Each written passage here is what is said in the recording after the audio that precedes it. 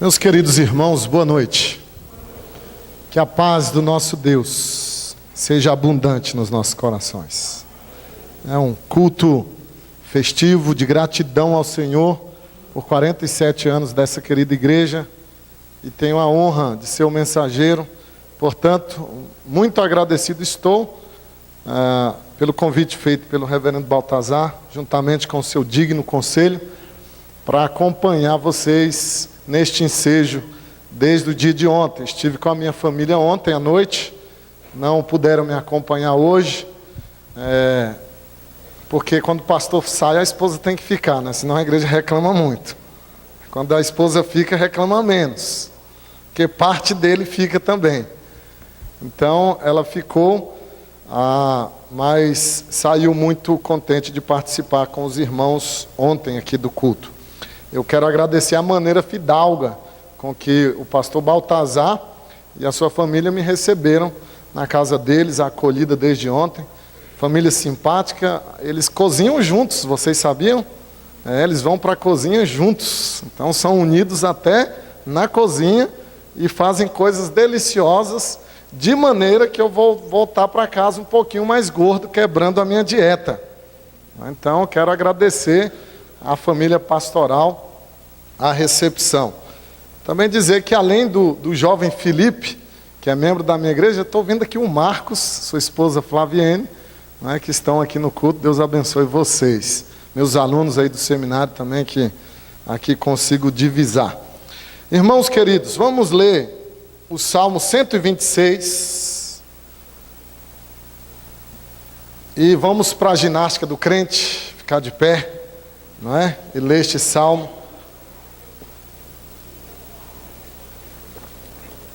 Passou muito rápido desde ontem e confesso que já saio com saudade de vocês e desta igreja, de estarmos juntos aqui adorando ao Senhor. Salmo 126 é um salmo que eu aprecio muito e eu quero convidá-los a uma leitura uníssona deste salmo. Juntos vamos lê-lo. Acho que está projetado. Muito bem. Leiamos, irmãos, com uma voz potente ao nosso Deus. Quando o Senhor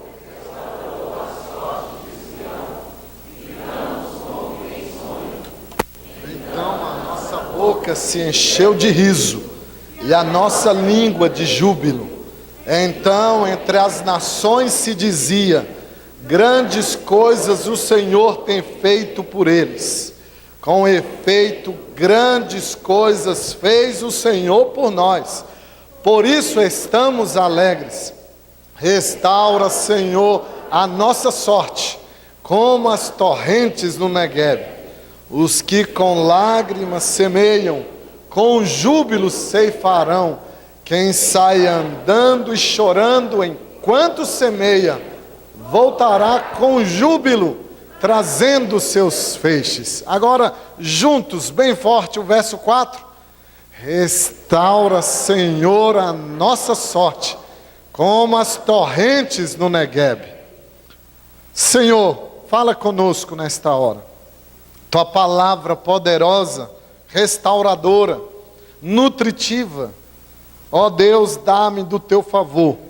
Sou homem pecador, careço do Senhor, e agora me escondo atrás da cruz de Cristo, para que a tua palavra prevaleça sobre nós. Que o Senhor fale conosco e nos abençoe, em nome de Jesus, amém. Tome assento, irmãos.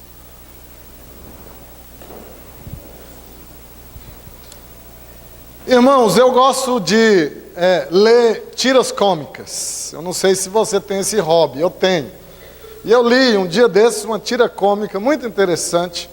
Era de uma senhora que tinha um canário belga que cantava maravilhosamente bem. Os canários belgas são impressionantes quando cantam.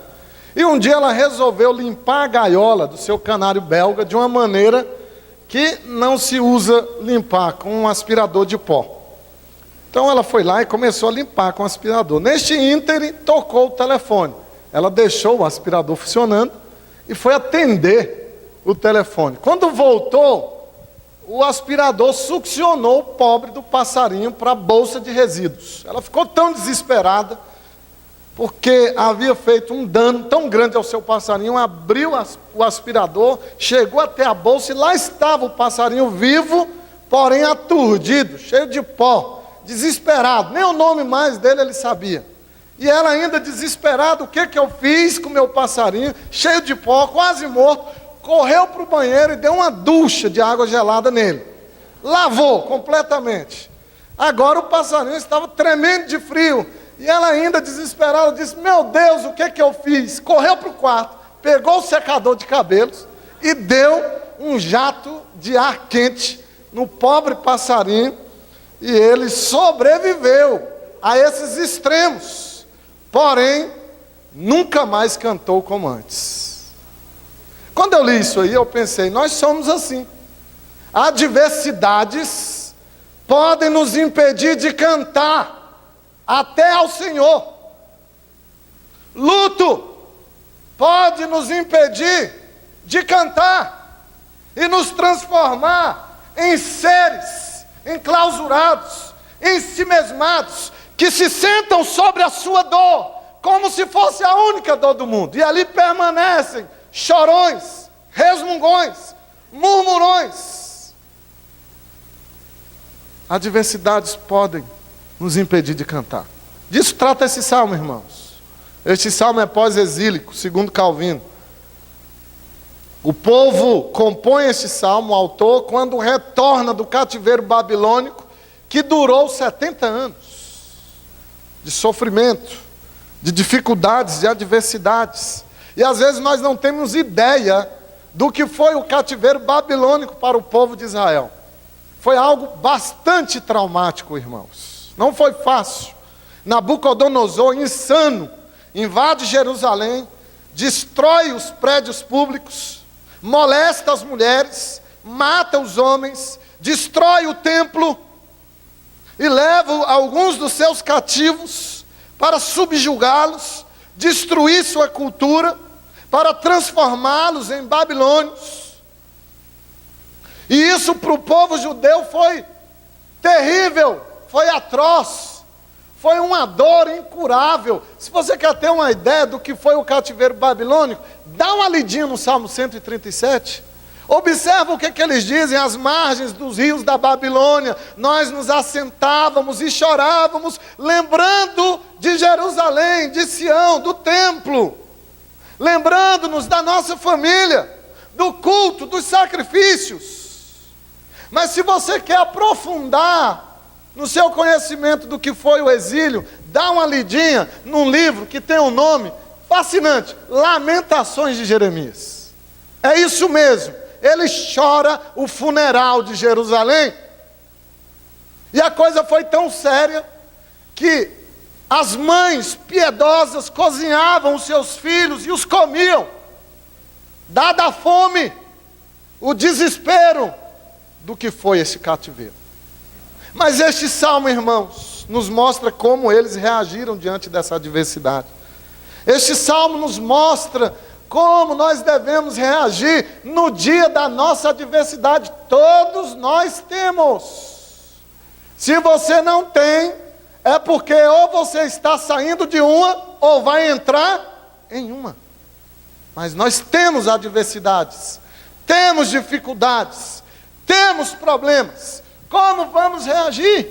Eu quero convidar você, meu querido irmão, que olhemos para esse texto e aprendamos desse texto sobre no dia da adversidade. É o tema que eu quero tratar com você, no dia da adversidade. Vai pensando aí no seu dia escuro, na noite escura da sua alma, no seu dia de lágrimas, de luto, de dor, no seu dia de reveses. Qual é o seu dia? Pense e aprenda como reagir no dia da adversidade. Em primeiro lugar, no dia da adversidade, o Salmo nos ensina algo impressionante. No dia da adversidade, olhe para o passado com gratidão. Olhe para o passado com gratidão. Verso 3, olha o que diz: com efeito, grandes coisas fez o Senhor por nós. Por isso, estamos alegres. Olha o olhar do salmista. É um olhar retrospectivo. Ele olha para trás. De qualquer maneira? Não. Ele olha para trás com gratidão, meus queridos. Porque nós temos essa dificuldade. Às vezes, por causa de um dia ruim, nós nos esquecemos de todos os dias bons que Deus nos deu. Nos esquecemos. Por causa de uma doença, nós nos esquecemos de todos os dias de saúde que Deus nos deu. Por causa da morte de um ente querido, nós nos esquecemos de agradecer todos os anos que Ele passou conosco, que Deus permitiu que o nosso ente querido esteve ao nosso lado, e choramos o nosso luto, e não deixamos o nosso morto morrer. Olha como nós somos, irmãos. O salmista olha para o passado, 70 anos de cativeiro, de privações, de dificuldades, mas ao comparar com o presente de libertação, eles estão retornando para casa, para a pátria, para o templo, embora tudo destruído, mas ao retornar, ele irrompe em gratidão, em contentamento, e diz: por isso estamos alegres, alegres. Eles entenderam que o que os tirou do cativeiro não foram eventos fortuitos, foi a mão poderosa de Deus. E eles são gratos por isso, por essa libertação, por este retorno. Ah, meus queridos irmãos, como é difícil ter um coração cheio de contentamento. Como é difícil nós sermos gratos. Parece ser fácil, mas não é. Não é simplesmente dizer obrigado. Obrigado, Senhor. Não, é mais que isso. É uma postura sincera do coração. A gratidão. E eles estão manifestando a sua gratidão por isso. A nossa tendência, irmãos, a nossa tendência é nós nos esquecermos do que já temos e corrermos atrás do que não temos. E aí nós nos esquecemos de sermos gratos, porque nós somos insaciáveis, até o coração do rei é insaciável. Nós queremos mais, e nós pedimos a Deus mais, e não há problema em pedir mais, exceto quando você esquece de agradecer o que já tem, o que Deus já lhe deu. Então você quer uma BMW e esquece do fusquinha que Deus te deu, que te leva, que te traz. Não é assim? Você esquece de agradecer as coisas que Deus já te deu. A tendência humana é a ingratidão. Paulo diz isso em Romanos, capítulo 1. Ele nos diz que há homens que, tendo conhecimento de Deus, não glorificaram como Deus, nem lhe deram graças. Não foram gratos. Ainda Paulo diz, lá em 2 Timóteo, falando sobre os últimos tempos, ele faz uma lista horrível de como os homens serão egoístas, blasfemos, avarentos, jactanciosos, mas lá no final ele diz: serão ingratos. Ingratos. E com a ingratidão vem outras coisas, vem pessimismo, vem amargura, vem insatisfação. Aí você fica insatisfeito com o marido que tem, com a mulher que tem, porque a foto do casamento ficou muito diferente hoje. Já tem mais barriga, menos pelo na cabeça, mais rugas. Todo mundo é bonito na foto de casamento. 10 anos depois, a coisa muda. E se você não for grato, você vai querer mudar. Você vai se sentir merecedor de algo melhor, de um visual mais panorâmico, digamos, mais amplo. Porque a nossa tendência é a insatisfação e a ingratidão. Um missionário, ele trabalha na ilha de Tobago. Ele escreveu um livro que fala sobre a sua experiência lá. Lá na ilha de Tobago, há uma colônia de leprosos. E ele tem uma igreja só de leprosos. Inclusive, tornou-se um leproso, esse missionário.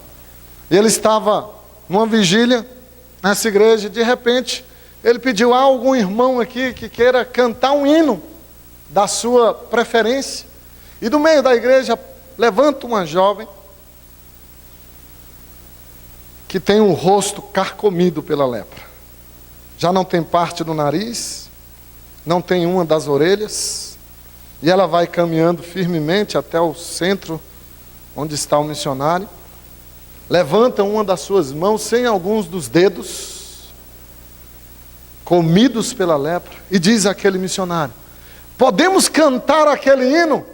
Conta as bênçãos. Conta as bênçãos, dize quantas são recebidas da divina mão. Vem dizê-las todas de uma vez. Tu Deus já fez. O que faz uma leprosa deficiente, comida pela lepra, levantar as mãos ao céu sem dedos e dizer: conta as bênçãos?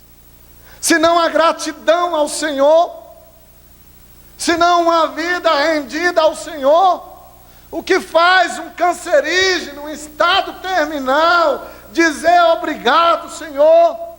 O que faz uma família em luto, sepultando seu filho, sepultando seu pai ou sua mãe, e dizer graças, Senhor, pelo tempo que tive, pelo privilégio de ter como meu parente? O que faz, irmãos, senão o Senhor nos dando o seu favor e fazendo que tenhamos um coração grato? Gratidão é coisa séria, meus irmãos, não é coisa de menor importância. Eu li um poema de Michael Kiosh, ele escreveu um poema lindo chamado Ação de Graças, e ele diz: é maravilhoso, Senhor, ter braços perfeitos, quando muitos os têm mutilados. É maravilhoso, Senhor, ter minha voz que canta, quando muitas vozes emudeceram. É maravilhoso, Senhor, ter os meus olhos que veem a luz, quando muitos olhos estão no escuro. É maravilhoso, Senhor, ter muito que agradecer e pouco que pedir. Gratidão é coisa séria. Comece a treinar o seu coração a ser mais grato. Pare de reclamar da sua família. Pare de reclamar da comida, da roupa. Pare de reclamar do seu nariz, do seu corpo. Seja grato ao Senhor. Você tem que olhar para o espelho e dizer como Davi: ah, Senhor, a tua criação é maravilhosa, me fizeste maravilhosamente bem. Você vai quebrar os cirurgiões plásticos, mas está bom. Seja feliz com o que Deus te deu. Seja grato ao Senhor. No dia da adversidade, meus irmãos, é preciso olhar para o passado com gratidão. Mas em segundo lugar, o Salmo nos ensina que no dia da adversidade, além de olhar para o passado com gratidão, olhe para o presente com oração. Olhe para o presente com oração. Olha o verso 4. Restaura, Senhor, a nossa sorte como as torrentes no Negueb. A melhor tradução para esse versículo, e às vezes nos confunde essa ideia de sorte, a melhor tradução é: Senhor, faz voltar os cativos do cativeiro. Isso para o judeu é restauração. Quando Deus cumpriu a sua promessa, e Deus já havia dito pelos profetas que duraria 70 anos o cativeiro. Quando Deus cumpre, o povo está retornando. Isso é restauração. Deus está restaurando o seu povo, a dignidade do seu povo, a pátria do seu povo, o culto, o templo. Então o salmista ora, irmãos, no seu presente momento, reconstruir Jerusalém não seria tarefa fácil. Tudo estava destruído, queimado. Eles estão retornando, a cena que eles encontram é de escombro, de destruição total. O que é que o salmista faz? Ele fica parado. inativo diante da sua adversidade, diante da sua angústia. Não, ele ora a Deus.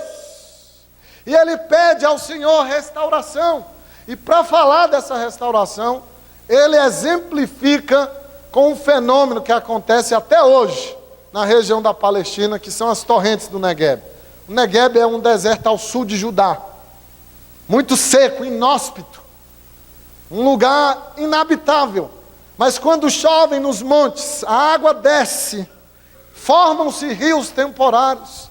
E esses rios vão até o deserto, banham o deserto com vida e levam ao deserto vegetação, fertilidade, peixe, comida.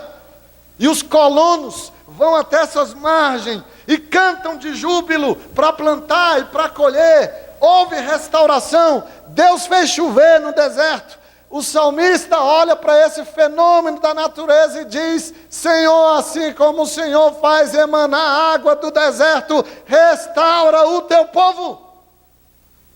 Irmãos, na hora da aflição, na hora do luto, na hora do desemprego, na hora da doença, é o momento de orar, é o momento de clamar ao Senhor, é o momento de pedir restauração, é o momento de nos colocarmos na total dependência do Senhor. Não é o momento de reclamar, não é o momento de desistir, não é o momento de se paralisar diante da sua dor, que muitas vezes é antropocêntrica, é uma dor egoísta, é uma dor autocentrada e, portanto, pecaminosa.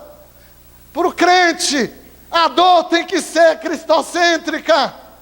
Se o meu Redentor sentiu dor na cruz, por que eu não posso sentir? A pergunta de um crente não é: Senhor, por que comigo? Essa não é a pergunta de quem confia no Senhor e descansa sob a sua soberania. A pergunta correta é: por que não comigo? Por que um Deus santo, justo, bom, não me mata agora? É essa a pergunta, irmãos. Por que você não pode ter luto? Por que você não pode ter aflição, se o seu Redentor foi para o Gólgota? E sofreu, e chorou, e derramou o seu sangue. Até a nossa dor tem que nos reportar ao Cordeiro. E o remédio para as nossas aflições é a oração. Todas elas encontram na oração o seu abrigo, a sua cura, o seu remédio. Até as crianças. Esses dias, conversando com um amigo meu, pastor, ele me contou uma experiência interessante. Ele tem um filho bem ativo, como o meu. E o filho dele tem 5 anos, o meu tem 4. E a alegria do filho é levar alguns carrinhos para a igreja na hora do culto. Enquanto o culto está acontecendo, ele usa os bancos vazios para fazer a sua autopista. E aquilo foi perturbando o seu pai, tirando a paciência. Filho é incrível, filho amadurece. Você quer aprender o que você não sabe? Espera você ter filho. Você vai aprender tudo. E aí ele conversou com o menino, falou: olha, o papai está sendo incomodado por sua brincadeira lá na igreja.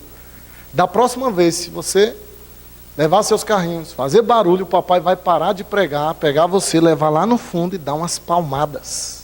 Você entendeu, filho? Entendi. Mas no outro culto, o menino escondeu ali os carrinhos pela roupa, levou os carrinhos e o pastor começou a pregar e ele começou a brincar. E agora ficou uma situação complicada, tem que honrar a ameaça. E ele então deixou de pregar, os irmãos ficaram olhando o que aconteceu, foi até o banco de supetão, pegou o menino, todo mundo olhando para o menino olhando para todo mundo, foi caminhando para o fundo e o menininho disse assim: irmãos, orem por mim. Eu achei lindo isso, que menino crente. Até ele sabe que a oração é um remédio para a aflição. As crianças nos ensinam, irmãos. Muito. Você está aí chorando a sua dor, você está aí sobre o seu monturo, murmurando, reclamando, quando teria que orar, teria que se levantar, porque Jesus, Ele nos diz isso, a você viúva, Ele diz, eu sou o teu esposo, tua esposa, a você viúva, eu sou o teu esposo, a você faminto, eu sou o seu pão, a você triste, eu sou a sua alegria. O que você quer mais? Se você tem a Cristo. Na hora da adversidade, olhe para o presente com oração. Deixe de reclamar, de se lamentar. E ore, porque oração é confiar em Deus e depender dEle. E saber que está doendo, mas o final vai dar certo. Vai dar. É porque Deus é tapeceiro, está fazendo o tapete virado. Já viu como é que o tapeceiro faz o tapete? Você olha assim e diz, vai sair alguma coisa disso aí. E quando ele vira, é um mosaico de cores maravilhoso. Deus está fazendo isso, irmãos. Mas nessas cores, tem cores que não são boas, são cinzas. Nessas cores tem dias que são obscuros, difíceis. Mas no final vai cooperar. E aí você tem que orar. Porque oração é depender de Deus. Olhe para o seu presente e ore. Seja ele o que for.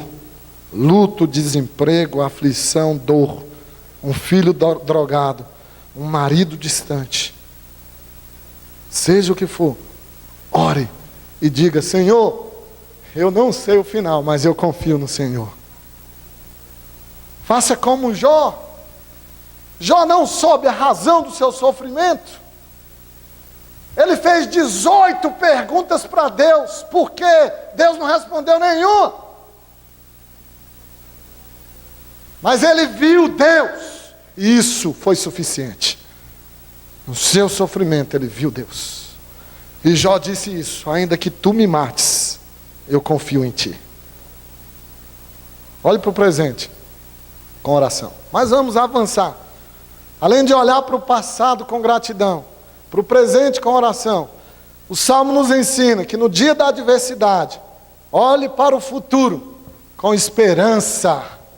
Olhe para o futuro com esperança. Versos 5 e 6. Os que com lágrimas semeiam, com júbilo ceifarão. Quem sai andando e chorando enquanto semeia, voltará com júbilo, trazendo os seus feixes. Agora o olhar do salmista é prospectivo, ele olha para frente, para o futuro. Ele tem um olhar esperançoso. E para falar da sua esperança, meus irmãos, ele mais uma vez recorre a uma ilustração agora agrícola. E ele fala de um típico agricultor judeu. E ele diz, aquele que semeia com lágrimas, com júbilo ceifarão. Esse homem sai sob um sol escaldante, lançando a sua semente num terreno difícil. E agora ele tem a esperança que vai chover, que essa semente vai brotar e que ele vai colher o fruto e comer com a sua família. Ele poderia comer esse cereal com a sua família, mas ele tem a esperança que essa semente frutificará. O salmista está recorrendo a essas promessas de Deus, irmãos, de que o cativeiro seria pedagógico, como foi. Quando Deus manda o seu povo para o cativeiro, Deus extirpa do coração deles toda idolatria, e depois desse cativeiro cruel, sangrento, não se ouve mais falar em idolatria no povo de Israel. Então ele tem esperança de que essas promessas maravilhosas de libertação, de um novo tempo, de um futuro melhor, viria como os profetas profetizaram. É esse o seu olhar, e é esse o olhar que nós devemos ter Porque nós somos peregrinos, a nossa pátria não é esta, dias melhores virão, quando o nosso Redentor vier nos buscar e enxugar toda a nossa lágrima, curar toda a nossa dor, aliviar todas as nossas aflições. É assim que temos que olhar, com esperança, irmãos. E a nossa esperança não são circunstâncias favoráveis, não é ter dinheiro. Jesus não veio para nos fazer bonitos, ricos e saudáveis, é muito pouco. Jesus veio para mais, veio para nos salvar, nos dar um novo nome, colocar um novo cântico nos nossos lábios, nos vestir com novas vestes e nos levar à eternidade, para com Ele estarmos para todo sempre. É essa a nossa esperança, é isso que tem que nos alimentar, é isso que tem que ser o nosso combustível, porque enquanto aqui, neste mundo caído, haverá lágrimas, as lágrimas, as dores, as perdas, elas são o prelúdio da grande colheita que teremos. Como foi para o povo, semearam no cativeiro, choraram no cativeiro, mas agora estão retornando conforme as promessas de Deus, para terem a grande colheita que o Senhor lhes prometera. Por isso o olhar do salmista é um olhar de esperança.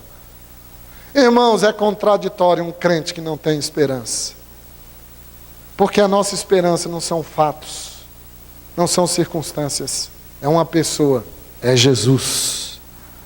Vivo, ressurreto, exuberante, poderoso, soberano, glorioso.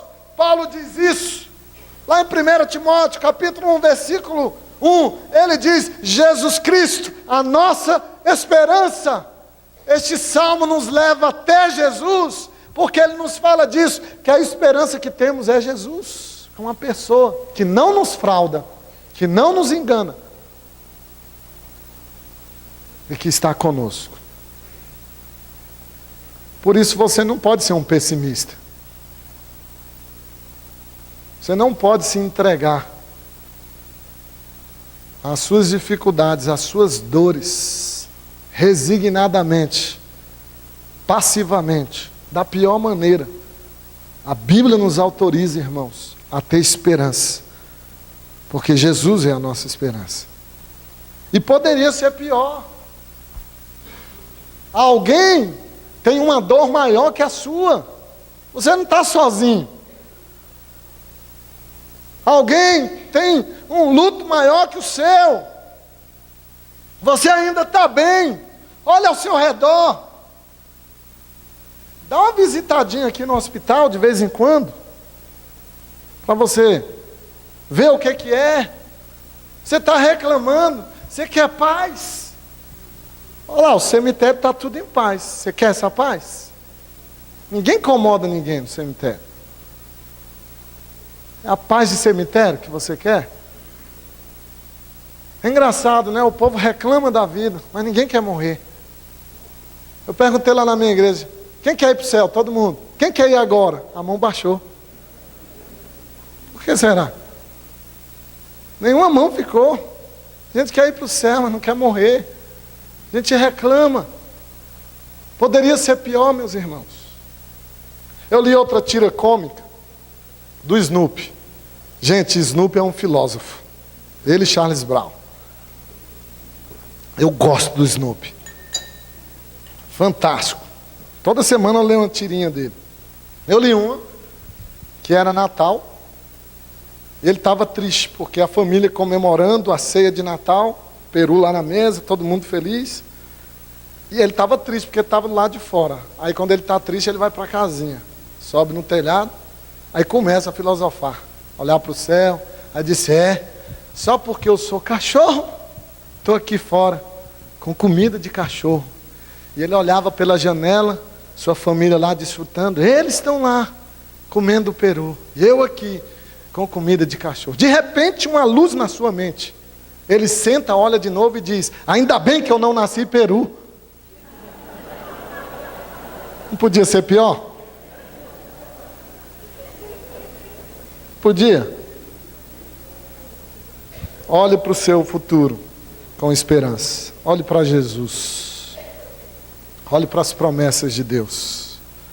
Não fique olhando só para a sua dor, egoisticamente, achando que só você sofre, só você foi abandonado, só você divorciou, só você está em luto, só você está doente. Olhe para o seu Redentor, olhe para Jesus, Ele é a nossa esperança. Lutero, irmãos, foi um grande reformador. Os estudiosos dizem que Lutero era as mãos da reforma e Calvino a cabeça. Lutero era apaixonado, pregador, mas por causa dos anabatistas e iconoclastas que destruíam os templos católicos, as imagens, em nome de Lutero, ele caiu numa depressão. Entrou para o seu quarto, fechou as janelas, as cortinas, e no escuro ali, autocentradamente, lamentava o seu suposto fracasso, a sua tristeza. Mas ele era casado com uma mulher muito sábia. Kate, a esposa de Lutero, vendo a tristeza do seu marido já por semanas, vestiu-se toda de preto, entrou de supetão no quarto, abriu as janelas e as cortinas, puxou a coberta de Lutero. Lutero a olhou e disse: mulher, quem morreu? Por que estás assim, vestidas de luto? E ela disse: Lutero, eu quero me unir a você, a este luto. Mas quem morreu, mulher? Você está vivendo como se Deus estivesse morto, Lutero. E eu estou aqui para me unir a você a este luto. E Lutero, naquele momento, irmãos, percebeu a sua atitude pecaminosa e covarde de se entregar a uma tristeza antropocêntrica. Levantou-se da sua tristeza, da sua dor, e prosseguiu com a reforma. Será que você está vivendo como se Deus estivesse morto?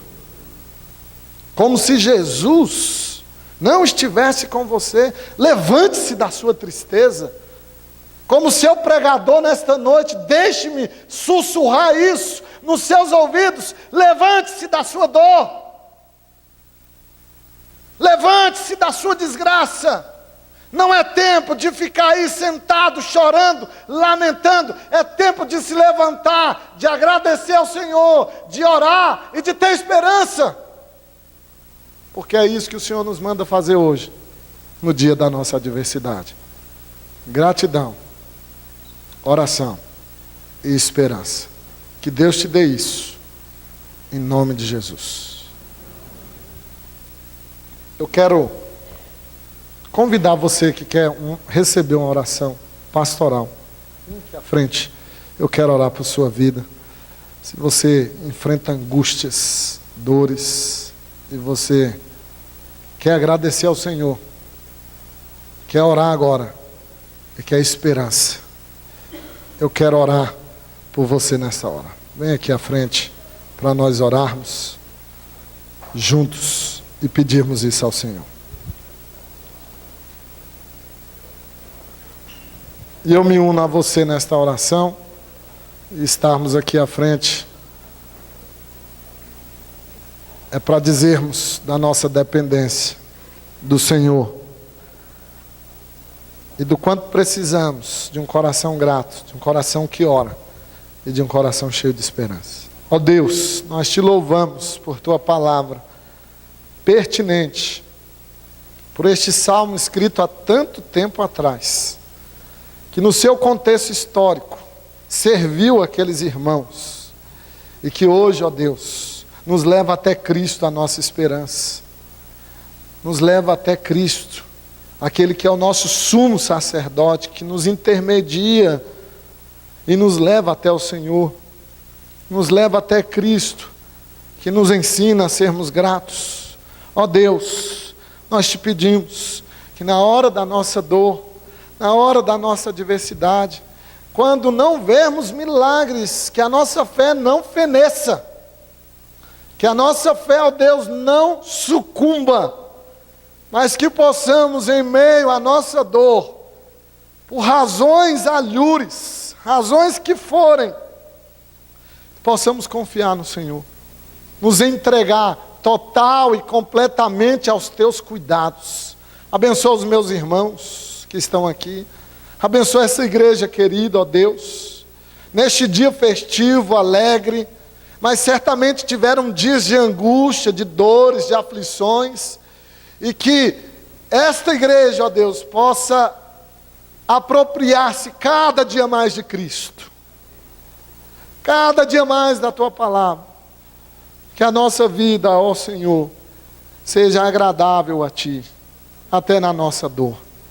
Nós oramos e pedimos consolo do céu, a bênção do Senhor, o Teu favor, que o Senhor console esses corações, que o Senhor lhes dê da Tua graça, em nome de Jesus, amém, amém. Deus abençoe, que o Senhor lhe dê gratidão, oração e esperança.